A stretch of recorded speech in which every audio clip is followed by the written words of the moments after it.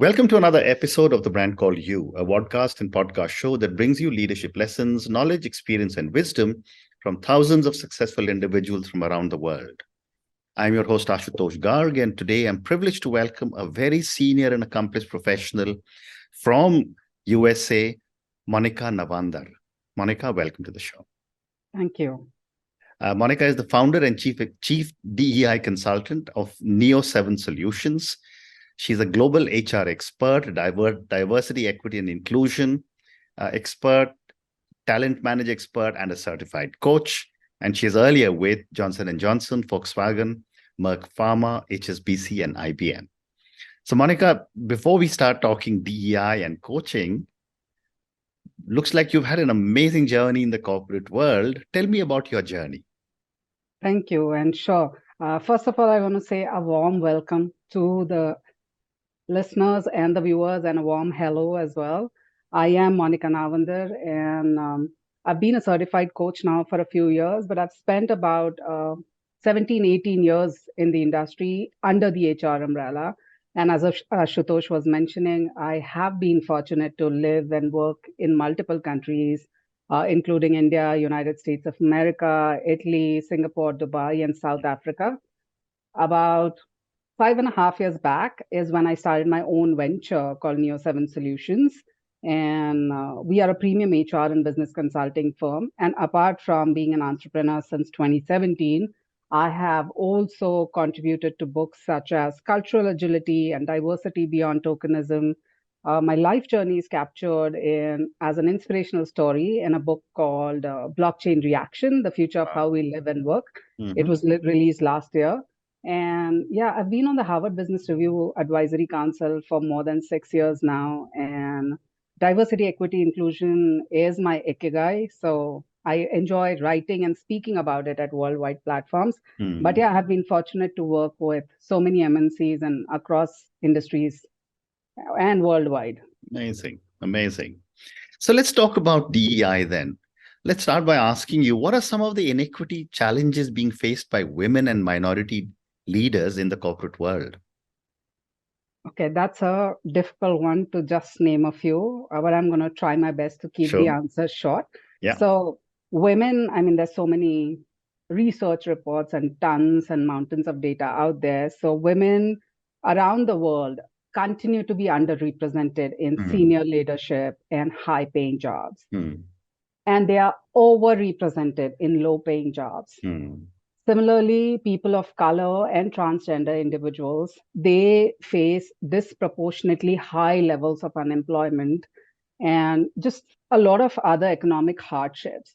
So women, also continue to face inequitable opportunities for career advancement. So even women in the workplace right now, not even the entering ones, but the focus, from if you've heard about glass ceiling, so women are not just facing glass ceiling. It has now moved to something called as women facing broken rungs. So not just senior leadership positions, but women also face barriers at the lower management levels. And fixing this broken rung, that is really what it means is the promotion inequities that women and people of color face, even to get to the first step up, which is managerial level roles.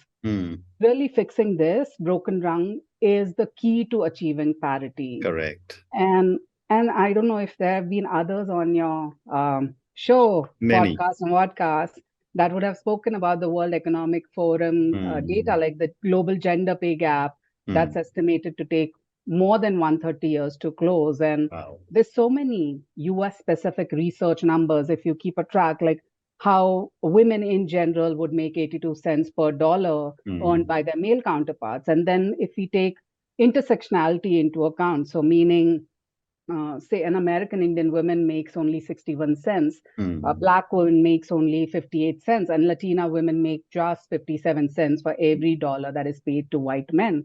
So there are so many inequities. And as I was saying, mountain of research that shows that as simple as, job applicants with foreign sounding names, they are far less likely to get callbacks from recruiters than applicants that actually have white sounding names. And I've been a part of one such project during my time at Rutgers University. Mm. And African Americans and Asian job applicants who actually mask their race on resumes, they Mm. have a higher chance of scoring interviews. And hence Wow. the practice of blind screening started in corporates.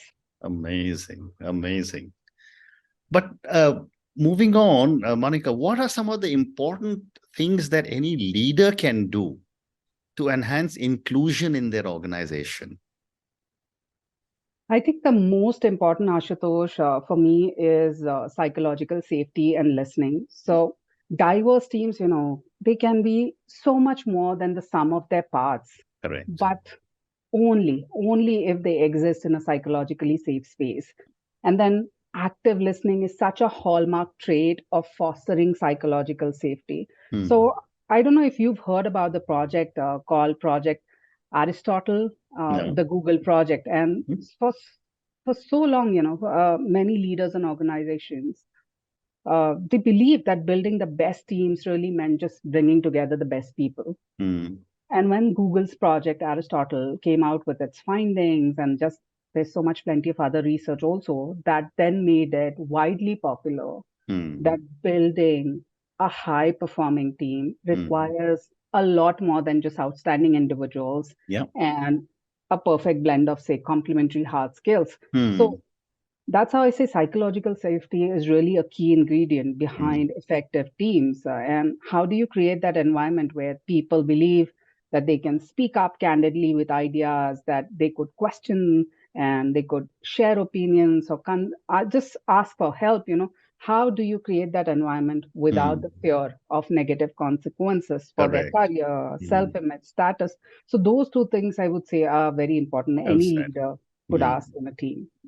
Well said. And I've also spoken to many, many women leaders about inclusion, and a lot of them are now sitting around the board table uh, because of various policies. And I said, you are included, but do you have a voice?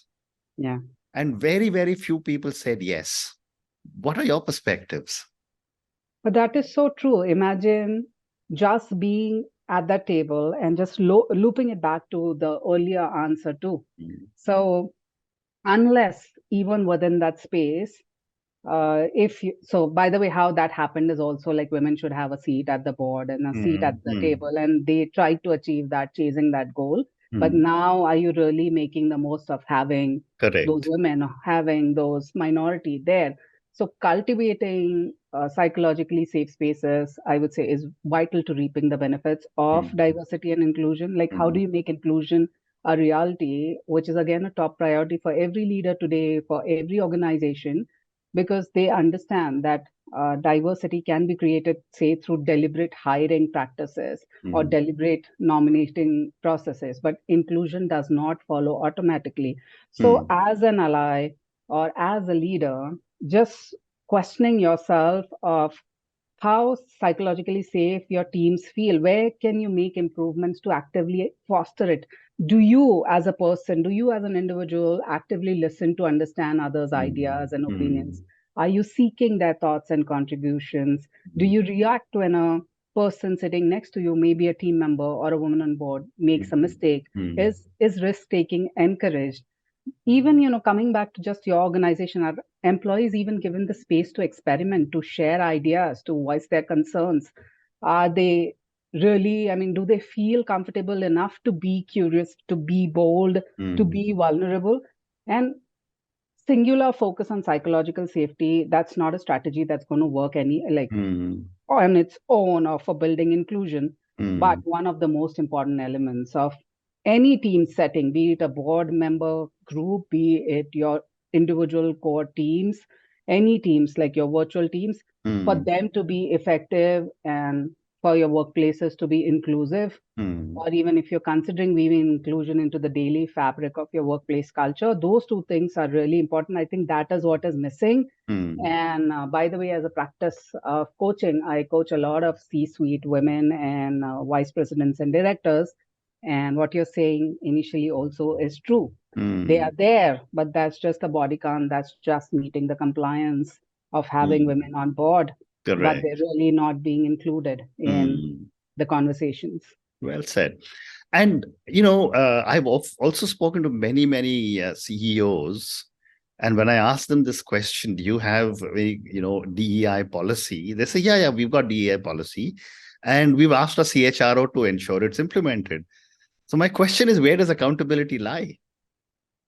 That's a beautiful question, and it's actually captured all over my LinkedIn and my website as well. Mm, But I'm going to share that, and I am just glad that you asked it because that's one of the biggest myths we burst mm, mm. in our sensitization workshops as well. When we're Correct. doing DEI workshops, that HR, it's not the diversity, equity, inclusion is not an HR program, Yes.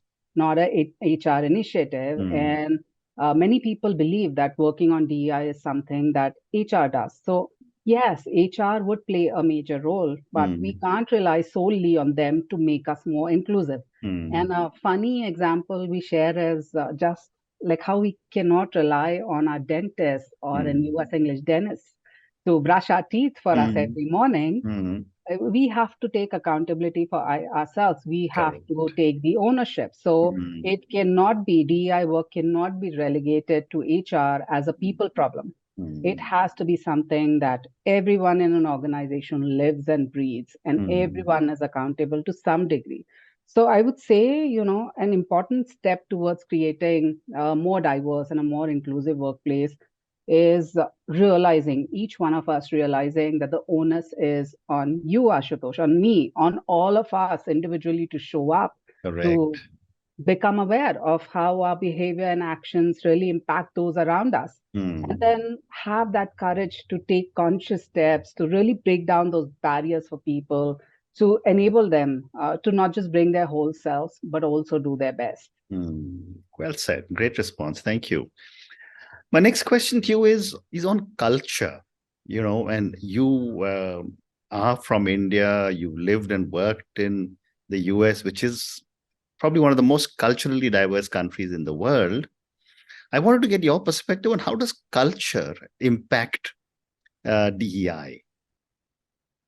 So I would say actually both culture, the definition of culture, both play in role when we talk about diversity, equity, inclusion, the Mm, cross-cultural competence that we are talking, and just the org culture. So I would like to speak from both the lens. mm, So first, let's take org culture. So DEI is something that really sits right below the org culture umbrella, mm, mm, and then it has to be integrated and interwoven into org culture. So as you were saying in the beginning, you've spoken to so many people who have DI policy. So companies really treating DI efforts as a standalone strategy, they are mm, unlikely to succeed.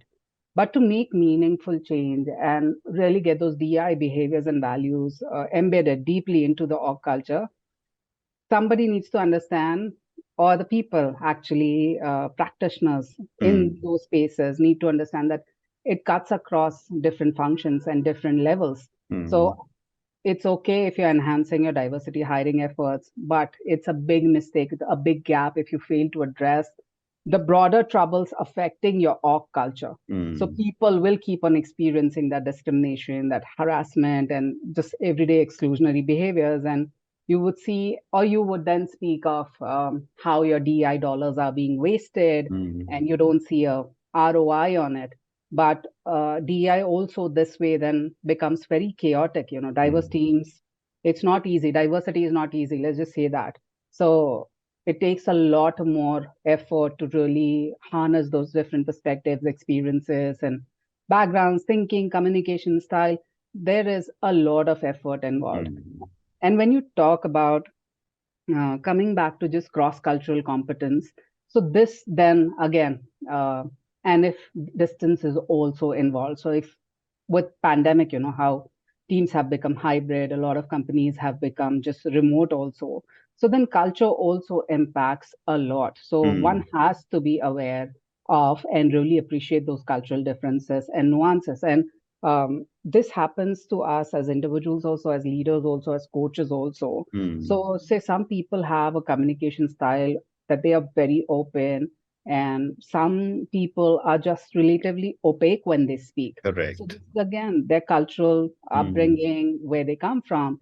So imagine you were trying to have a performance discussion or a coaching session or a mentoring session with somebody from high context culture. Mm, That would require you as a person to really read between the lines and observe the mm, body language, mm, because communications and messages in a high context culture are so implicit and so implied. They are not mm, directly spoken. But mm, if you were using the same approach and the same style to connect with somebody from a low context mm, culture, mm. so, and still using a high context style, that interaction would be a disaster Correct. because Well they said. they don't like, I mean, they don't Yeah. understand. They're like, speak to the point. Don't beat Mm, around the bush. Where's the absolutely. direct dialogue? That's going to be so frustrating. Mm. Well said. Well said. Let's now move to coaching. Sure. Um, After a successful corporate career and you're starting off your own consulting work in DEI, what made you become a coach? So, coaching, Ashutosh, it was always that coaching mindset was already baked into everything I have done so far in my corporate career as an HR leader and then as an entrepreneur in the DEI space. So, becoming a certified coach was just an organic extension, a Okay. natural progression to the kind of work I do. And the diversity, equity, inclusion, this DEI space is actually all about going beyond the status quo and thinking differently, shifting mindsets, like being Mm, authentic, and how do you remove those barriers? How do you bring that sustainable change to really empower not just organizations, but teams and individuals mm, so they can be the best? uh, they are best as they correct. are themselves. So I guess as a DEI consultant, it's no wonder that I naturally gravitated towards becoming an executive coach, because that's Mm, what I do. Then I help leaders to really authentically embody timeless and the new age mindsets to thrive in a global environment. mm, fantastic. And my next question is that given such a rich experience that you've had, how has your background supported your coaching philosophy, your style, and your values? So I would like to say it's threefold, Ashutosh. So Mm, my personal background, then the leadership background, and also the entrepreneurial background. They've mm, all shaped my coaching style and the values that I embody as a coach. mm, So personal background, my early life experiences, they have significantly shaped my coaching philosophy. So mm. I was born in a small town in India called Aurangabad, Yep. and whatever years I had, but we were back then really poor that my parents couldn't even like feed or clothe me and my brother properly. And I was only 16 when my father died. Oh God. So instead of self-pitying, I stepped up and Mm, did any hustle I could. And my first job at the age of 16 was collecting cable TV dues from wow. houses. So literally going door to door. And Amazing. as you may know, it's not so common in India No. for a girl at Yeah. 16 to work. And then I also performed at various shows and events to just earn money and to support my family and education. And I see that as an experience where I learned in life very early how to not let limiting beliefs get in the way of Mm, achieving my mm, goals. mm. And nothing is impossible as it seems. So that's how I firmly believe that we all have everything we need to succeed. Correct. It sits right within ourselves. So Mm, my role as a coach is to help people tap into the courage and clarity and confidence that's already inside them. And then with the corporate experience, really the leadership background, so that gave me a unique breadth, as we spoke about, of mm, multi-country and multicultural experiences. So that really enabled me to be culturally more aware, more mm, sensitive, and then meeting in those, how do you meet those customized needs of coaches, because they are mm, coming from all parts of the world. So mm. how do you make your coaching style more relatable, practical, and Mm, then really grounded in business? And that correct. then brings me to my entrepreneurial background. So as a coach, and who would know better, being present without being judgmental is such a difficult skill to build. Mm, So I think entrepreneurial background in DEI space really gave me that unique edge and in creating that safe space and being mm, non-judgmental and to really engage my coaches in self-reflection, in call to action, and then challenging them in a non-confrontational way. Because coaching, as we all know, all those who are coaches, it's a space of vulnerability. Correct. So I have to hold that space for my clients to really Mm. bring their humanity to the forefront, and then tactfully guide them through their vulnerable expression Mm. to moving them to a place of strength. I would say all that as my coaching Wow. philosophy. Wow. What a great response and what an amazing story. Thank you. My next question, Monica, is that all of us through our lives are shaped by certain influences, influencers, people, etc. How have you been shaped by some people and how have they influenced you as a coach? So there's so many that we can't name in just this Yeah. setting, but Mm. thank you to everyone who did have a positive influence in my life. But the Mm. one person who has influenced me the most as a coach is my mom. Mm. So since I was a kid, Ashutosh, my mother really encouraged me to call out any form of biases, any Mm. form of discrimination, stereotyping, inequity, and she always listened to understand. She stayed curious to learn more, and then she would provide me even today, like she provides me a safe space to talk about literally anything with her. Sometimes my Mm. brother is mad that we talk about topics that are not supposed to be spoken. And really, my mom Mm. and like, yeah, but we are women, we are friends.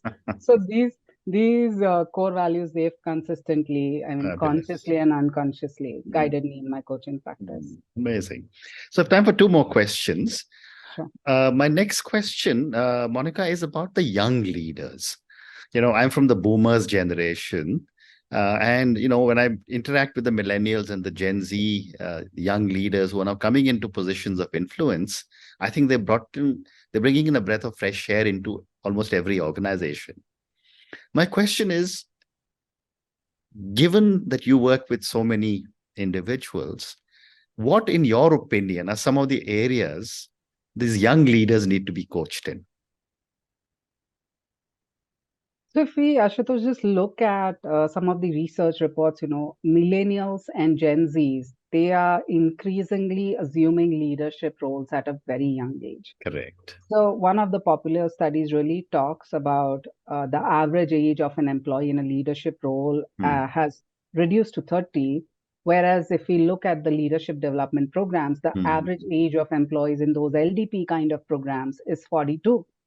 So if Hmm. we just look at that data, it means so many millennials and Gen Zs have Hmm. occupied leadership positions for nearly a decade Hmm. without having developed those leadership skill set that is necessary. So Correct. I feel like with no guidance or support, these young leaders really end up with poor leadership habits Hmm. that then impede their effectiveness, Hmm. and then that stays that way for the rest of their careers. So I Hmm. would say leadership development coaching is Hmm. crucial for Hmm. millennials and Gen Zs early in their careers. And I feel another important coaching area that young people take it very lightly is health and wellness. Hmm. So, and then not just the physical or mental well being, but the holistic well being. Correct. So, also financial and spiritual. Hmm. Well said. And my last question, to you, Monica, and this for the thousands of people who will listen to our conversation. Based on your own amazing journey and all your learnings, what would you say are three lessons you would want our viewers and listeners to take away from your journey and from our conversation? So, first of all, thank you for having me, and thank you to all the listeners and viewers who are tuning in. I Mm. want to say be authentic, be yourself because Mm. everybody else is taken. Be bold and be curious. Ask for what you want Mm. and always be curious. That's how you would learn a lot more. And Mm. also make a religious effort and a proactive effort to expand your network. So become friends with people who are not like Mm. you and keep on traveling. Yeah, That just adds so much to your life. absolutely. Such wise and sane lessons. But on that note, Monica, and your amazing lessons, be authentic, be bold, be curious, and Then you said make an effort to network. I think networking is so important, to constantly keep talking and meeting new people. And something that I have always personally believed in is travel, because travel is probably the biggest teacher that you can ever get when you are going into different countries in the world. Thank you so much for speaking to me about your own amazing journey. Thank you for speaking to me about diversity, equity, inclusion, some of your deep thoughts and insights into DEI. Thank you also for speaking to me about coaching and some of your thoughts on what has made you who you are today. Thank you again, and good luck to you. Thank you so much, Ashutosh. Have a nice evening. Thank you for listening to the Brand Called You videocast and podcast, a platform that brings you knowledge, experience, and wisdom of hundreds of successful individuals from around the world. Do visit our website www.tbcy.in to watch and listen to the stories of many more individuals. You can also follow us on YouTube, Facebook, Instagram, and Twitter. Just search for the Brand Called You.